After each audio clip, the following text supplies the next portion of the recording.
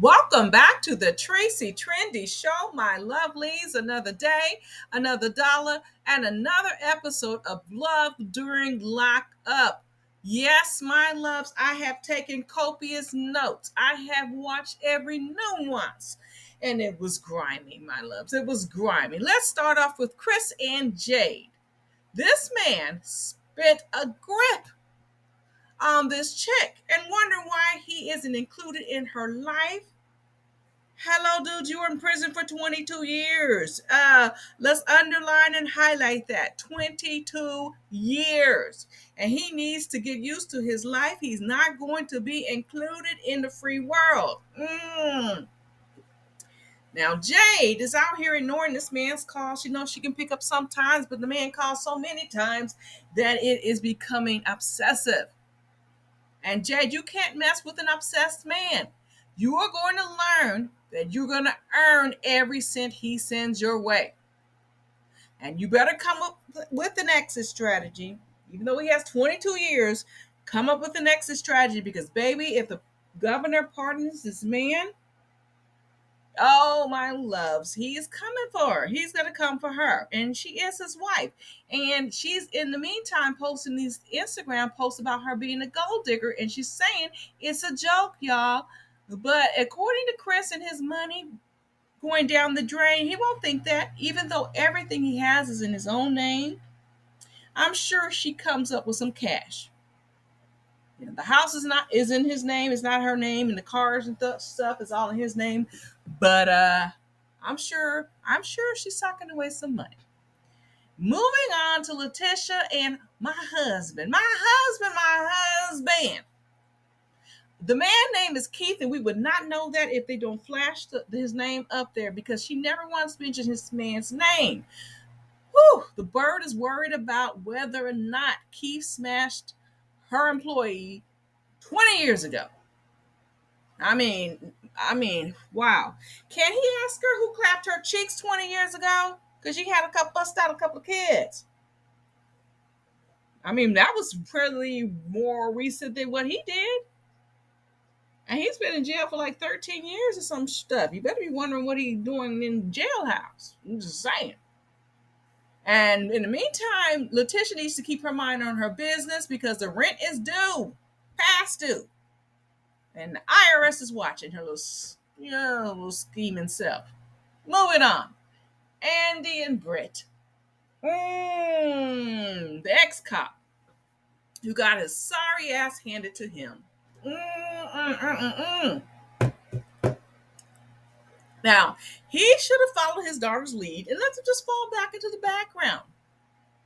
But no, he had to play it off as if he's some family man. But he seems to forget that he already fell for a druggie. He raised his kids in chaos. They were in and out of custody disputes. But you know what? He had rarely had time to raise those children. In fact, they don't think he raised them at all. And all of a sudden, he wants to press the replay button to do all this over again because this Brittany chick is a recovering addict. And he must have a thing for meth mouths. Does he want to kiss this woman and inhale the meth to get a meth high? I don't know. Contact high? So I'm glad that his daughter Destiny decided to break her silence and speak up when she heard the word drugs. And she dragged her dad for filth. How is Andy going to play Daddy of the Year to Brittany's kids when he didn't even bother raising his own children? He got smacked back in place as a deadbeat bird and not some hardworking dad as he was so trying hard to portray. So, my loves, this is a case of a male bird in the future. This is what happens when the kids grow up. We get to see the aftermath of these bird-like behaviors. And we love to see these birds get their comeuppance. Moving on to Renika and Asanta. Loves the bird squawks about her anticipation for her jailbird peen right in front of her teens. Her sister had to shut up the beat because this was a family event. They were playing Jenga. But I don't care. I guess they don't care how this dodo bird looks because she looking all crazy on TV. But she better watch what she says around the children. Okay? So Renika seems to love that her man is a jailbird. She loves it so much that she embraced this whole lifestyle. She embraces that she's continuing the cycle of marrying a Khan just like her mom. And she admits that she loves Asanta, but she doesn't trust him. But yeah, she's willing to pack up and move her kids cross country. And I'm thinking, what kind of squawking mess does that make? She asked him, is he talking to other women? Is he talking to other women? And there is dead silence, dead silence. I mean, that should tell her all she needs to know. She needs to sit her feather butt at home and leave her kids in place at school because he ain't interested in you, boo. Moving on to Karok and Britt. Now, Karok is a transgender who sent his sideshow Bob's bestie to interrogate his fiancee, Britt. Never mind that Karok cheats, probably still cheating, and because he has a bunch of sugar mamas putting money on the books, and it funnels down to Brittany. In the meantime, he has his brother clocking Brittany's comings and goings. They're just sitting on the couch, these little layabouts, and they are shocked that the restaurant that Brittany works at closes at 12, but she comes home hours later. Obviously, not one of them layabouts ever worked a job because it's not unusual for the last shift to clean up because business starts the next day. That's how the commodity, that's how civilization works, okay? That's how it works. So anyway, moving on, Karok and Britt, now they start talking about kids. Brittany talks about having 4 or 5 kids with Karok. And I'm like, isn't Karok transgender? I mean, I don't think Karok has all the working parts below. And even if he did, how? And with what money? And heck, maybe they'll use a turkey baster. Maybe they'll use that or one of those shiftless brothers of Karok's. Okay, if that happens, they have these 4 or 5 kids. How can they support all these kids when she's stacking her tip money on his books? So they're not saving any money, and she rolling up in a trap house in a Mercedes, talking about the ghetto of it all. And then he wants her to quit her job, and she's pulling up to that trap house in a Mercedes,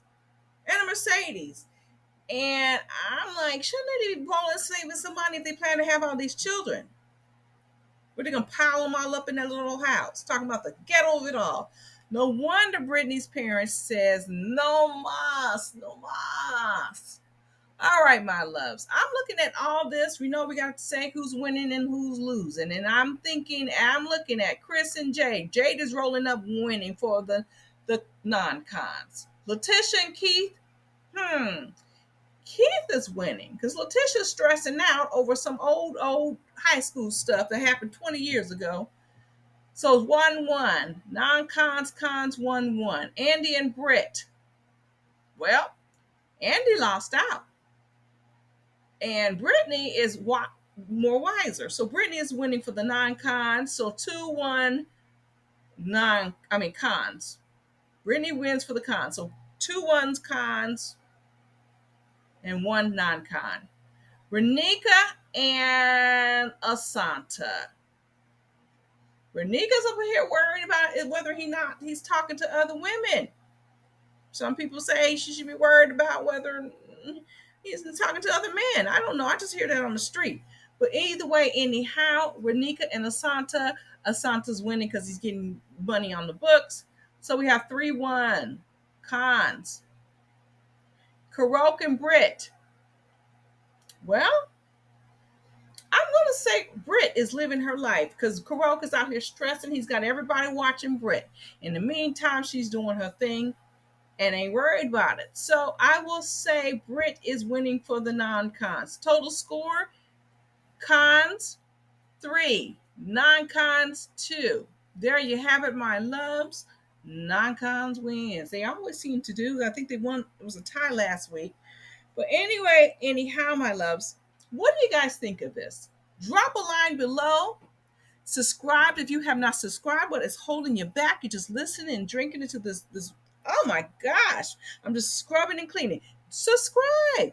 Drop a line below, my love. Subscribe if you have not subscribed. And make sure that notifications are locked down because you know YouTube plays tricks. And I'll catch you all out on the flip side. On top.